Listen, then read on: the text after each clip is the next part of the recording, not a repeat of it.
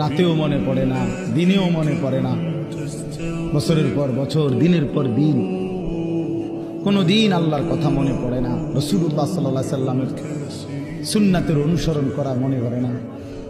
কেমনে পার হইবেন বাপ? এত বছর দাড়ি কাইটা আখিরাতে পার হইবেন কেমনে?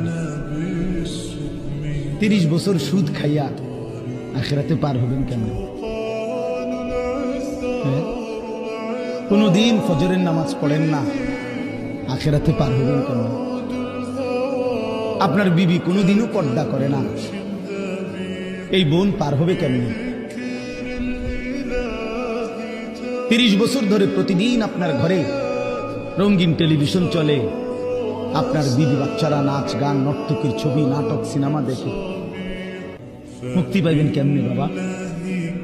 বলেন, সবাই বলে, ফিকির করেন, ভেবে দেখেন।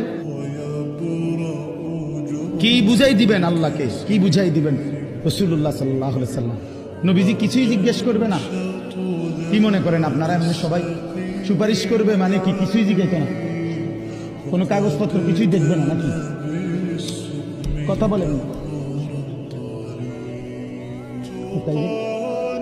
রাসূলুল্লাহ সাল্লাল্লাহু আলাইহি সাল্লাম সুপারিশ করবে মানে কি?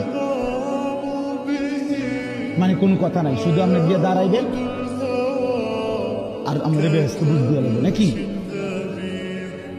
তো তাইলে হিসাব করলো কেন? ডান কাদের বাম কাদের ফেরেশতা লিখলো কেন? আমলনামা তৈরি হলো কেন? মিজানের পাল্লায় ওজন হবে কেন? হাসরের ময়দান, বিচারের ময়দান বলা হলো কেন? বুঝেন নাই কথা? এজন্য এটা অনুভব করা উচিত। রাসূলুল্লাহ সাল্লাল্লাহু আলাইহি সাল্লাম সরাসরি তাফসিরে আছে, আমরা পড়ছি বাবা। আল্লাহ তাআলা যেদিন নবীকে বলছেন, বন্ধু আপনার সামনে আমি আপনার উম্মতের আমলনামা খুলব, এই কথা নবী যখন শুনছেন, আল্লাহ নবী সাল্লাল্লাহু আলাইহি সাল্লাম অঝরে কাঁদছেন। কেন কাঁদছেন?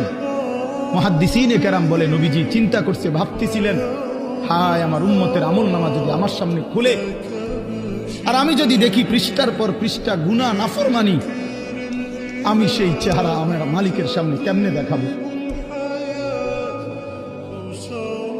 আমি কেমনে বলবো সর্বশ্রেষ্ঠ নবীর উম্মত এমন নাফরমান কেমনে হয়?